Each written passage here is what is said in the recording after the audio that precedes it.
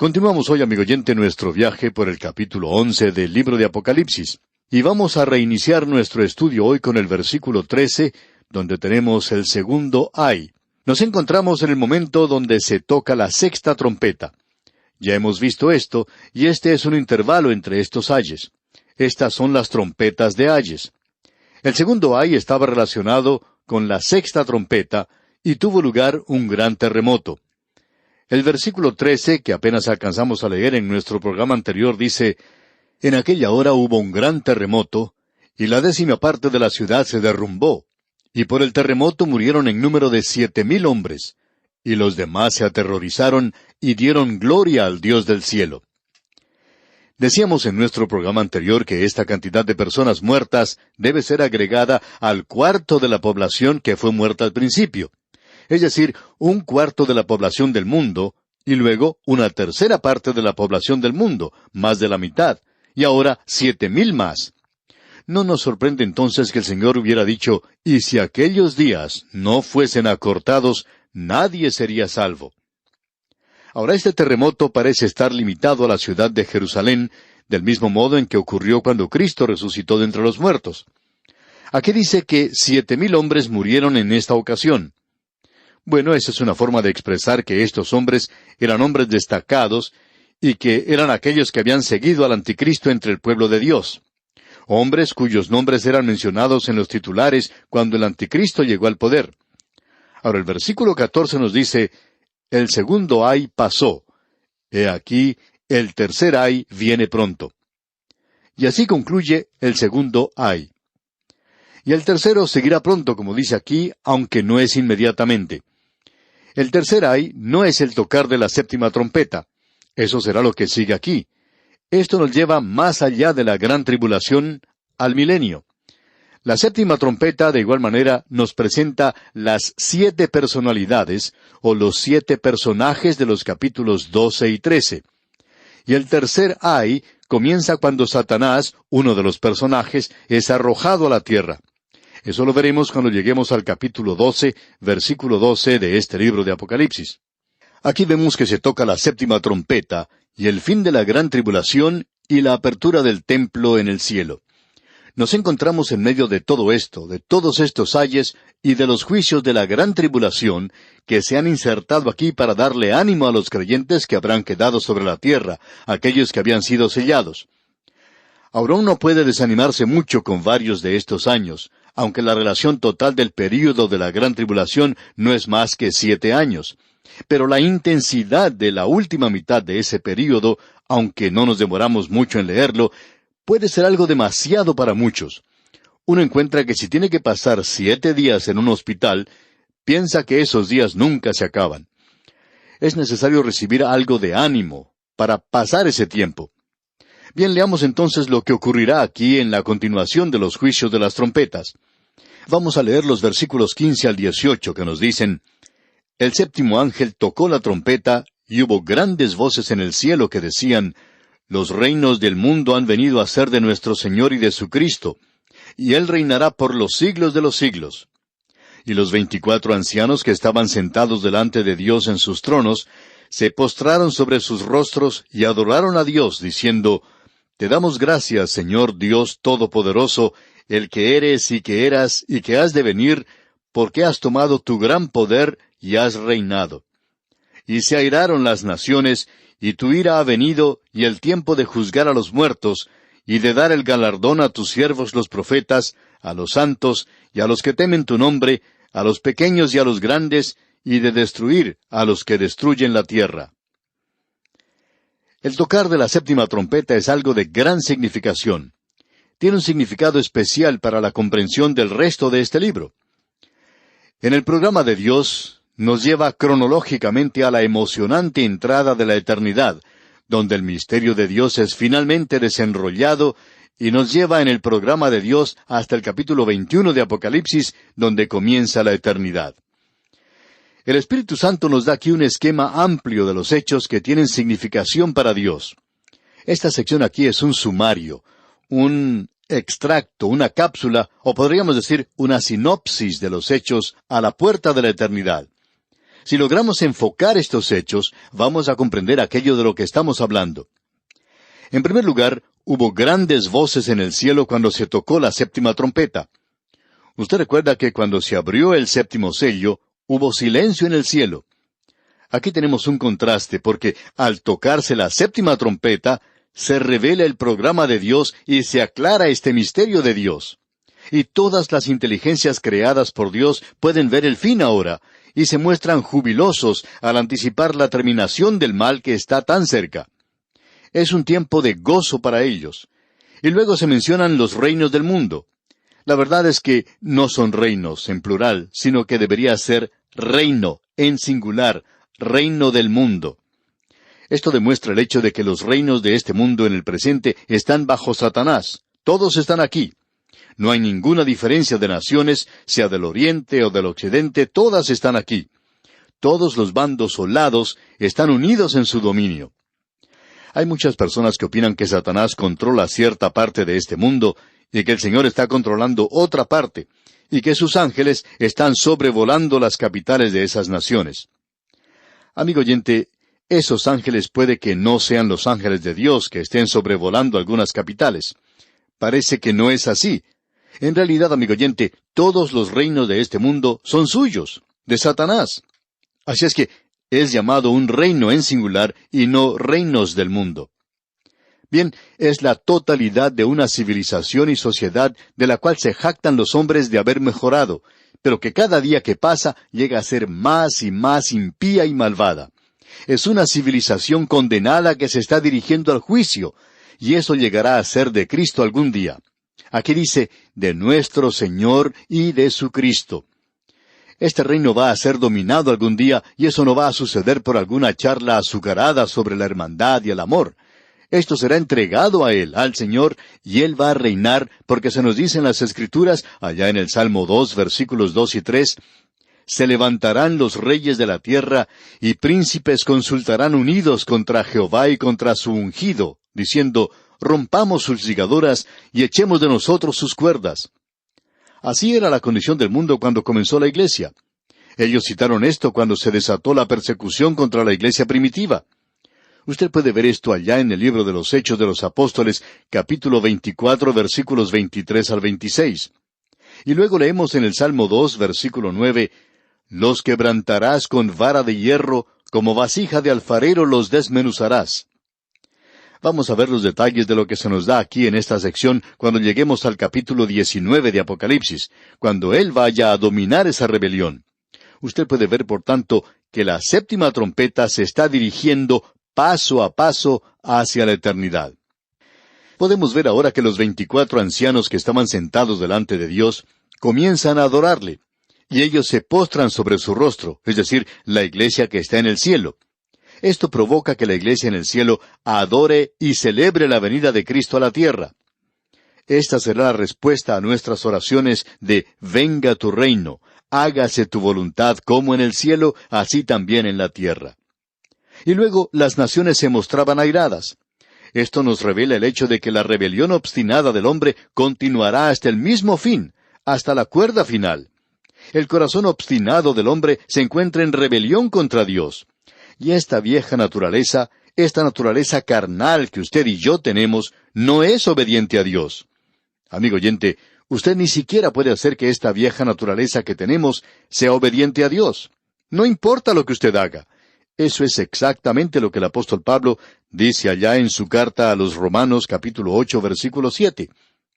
Por cuanto los designios de la carne son enemistad contra Dios, porque no se sujetan a la ley de Dios, ni tampoco pueden. Usted no puede controlar esta vieja naturaleza. Esa es la razón por la cual Él la va a quitar algún día. Y ese día se aproxima. Y aquí se nos dice que se airaron las naciones porque venía la ira de Dios. Estos habían sido alimentados con esa comida contaminada hoy, diciendo que Dios nunca iba a castigar el pecado y que el hombre está mejorando cada vez más y cada día, cuando la realidad es que está empeorando cada vez más. Ahora, la sexta cosa que podemos notar aquí es esta: y el tiempo de juzgar a los muertos. Esto nos lleva al gran trono blanco, que vamos a poder ver allá en el capítulo 20 de Apocalipsis. Y luego leemos, y de dar el galardón a tus siervos los profetas, a los santos, y a los que temen tu nombre, a los pequeños y a los grandes. La iglesia ya ha entrado a su presencia. Los creyentes ya han recibido su recompensa. Ya vimos las coronas sobre las cabezas de los ancianos. Aquí se refiere a los santos del Antiguo Testamento, a los santos de la tribulación que han sido incluidos en la primera resurrección, pero en un momento diferente, y estos ahora van a recibir su recompensa al comenzar el reino. Él también va a destruir a los que destruyen la tierra, y esto es al hombre y a Satanás. El hombre es destructor como lo es también Satanás. Se nos ha advertido hoy, sed sobrios y velad, porque vuestro adversario el diablo, como león rugiente, anda alrededor buscando a quien devorar. El versículo 19 de este capítulo 11 de Apocalipsis ahora comienza diciendo, y el templo de Dios fue abierto en el cielo. Cuando volvamos a ver a la iglesia, será en la Nueva Jerusalén, y se nos dice claramente que no habrá templo allí. Aquí tenemos un templo en el cielo, y el templo que hizo Moisés fue hecho siguiendo los planos del que estaba en el cielo.